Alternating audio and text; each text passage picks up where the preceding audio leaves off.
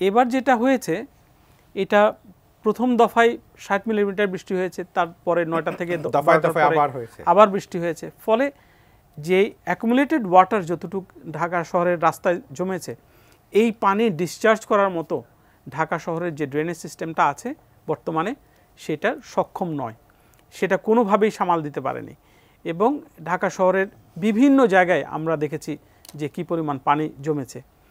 এই যে সিচুয়েশন যেটা ঢাকা শহরে গতকাল মানুষ দেখলো, এই বিষয়টা শুধুমাত্র ঢাকার জন্য না, সারা বাংলাদেশের যে কোনো নগর এলাকায় এই একই ধরনের অবস্থা কিন্তু এখন মুখোমুখি হচ্ছে।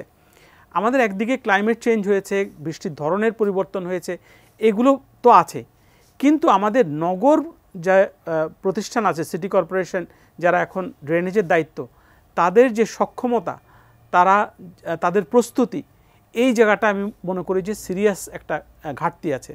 তারা দায়িত্ব পেয়েছে 2020 সালে এবং তারপরে 4 বছর পার হয়েছে। শুরুর দিকে কথা হয়েছিল যে দ্রুত যতগুলো খাল আছে খালের সীমানা চিহ্নিত করা হবে এবং খালগুলোকে দখলমুক্ত করে সেটাকে খনন করে সেটার ক্যাপাসিটি বাড়াবে।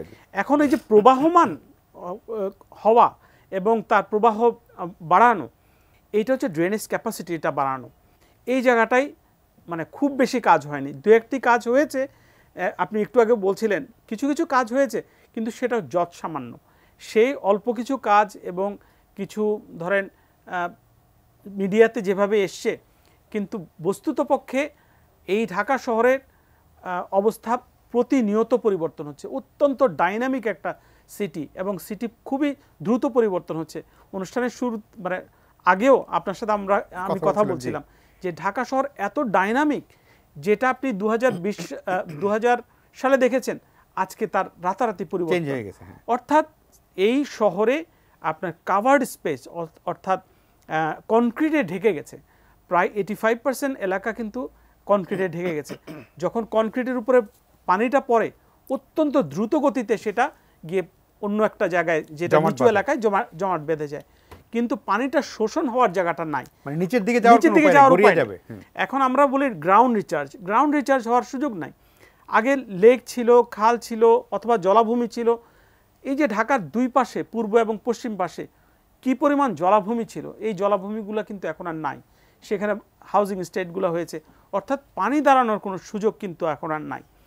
তো কিন্তু যে ড্রেনেজ মাস্টার প্ল্যান যেটা ওয়াসাও তৈরি করেছিল, সেই ড্রেনেজ মাস্টার প্ল্যানে কিন্তু 5টা রিটেনশন পন্ড প্রস্তাব করা ছিল।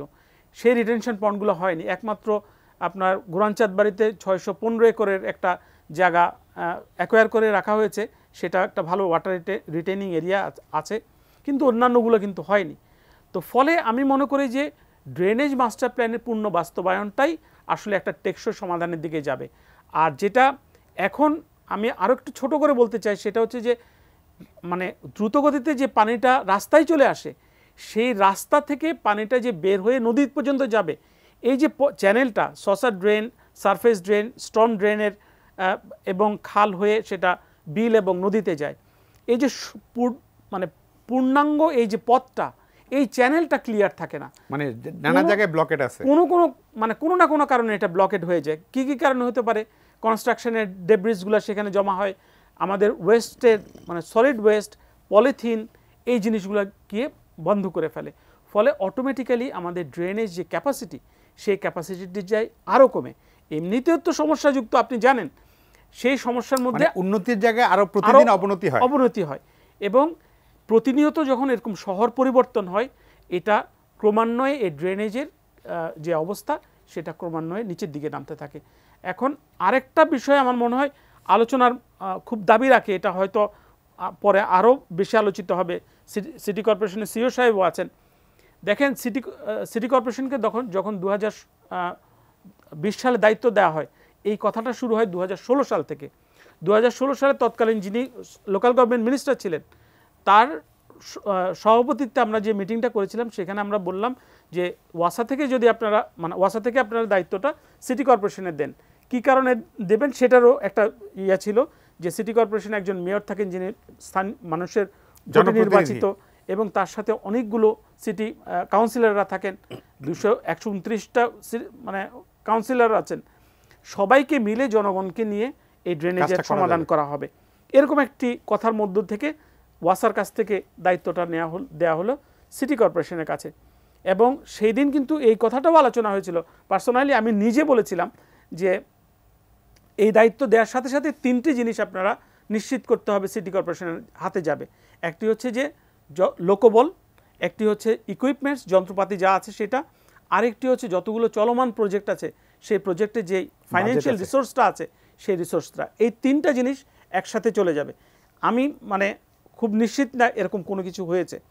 আর পাশাপাশি আপনি দেখেন আজকে সিটি কর্পোরেশন দায়িত্ব শিফট হয়েছে কিন্তু আপনার শর্তগুলো যায়নি। আপনি দেখেন সিটি কর্পোরেশনের যে আজকে অর্গানোগ্রাম আছে, উত্তরে দেখেন দক্ষিণে দেখেন, কোনো অর্গানোগ্রামে ড্রেনেজের কোনো ডিভিশন নাই।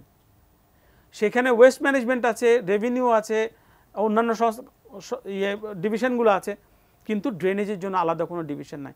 অথচ এরকম একটি মেগা সিটিতে যেখানে ড্রেনেজের এত বৃষ্টিপাতের একটা শহর, সেই শহরে তো ওই ড্রেনেজ ডিভিশনে শখানেক প্রকৌশলী সেখানে কাজ করার কথা, সেখানে এরকম একটা গুরুত্বপূর্ণ মানে ডিভিশনই নাই।